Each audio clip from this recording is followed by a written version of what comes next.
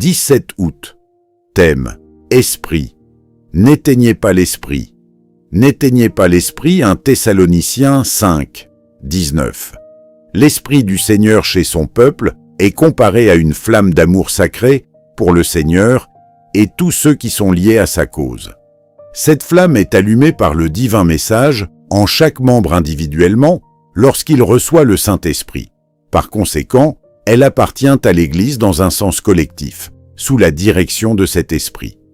En proportion que l'Église croît en connaissance, en amour et en communion avec le Seigneur, cette flamme d'amour sacré fera d'elle une lumière dans le monde, une ville située sur une montagne, qui ne peut être cachée. D'après ce verset, il est évident que l'Esprit n'est pas Jéhovah, car si cela était, une telle exhortation serait à la fois inutile et absurde.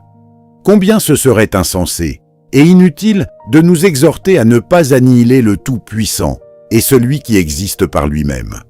Comprenant que l'Esprit est la disposition du Seigneur en nous, l'exhortation est à la fois sage et nécessaire.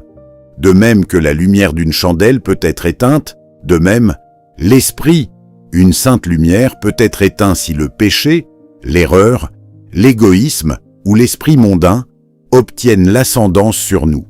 L'Esprit, une fois détruit, tout au contraire de la chandelle qui peut être rallumée, ne peut pas être ranimée.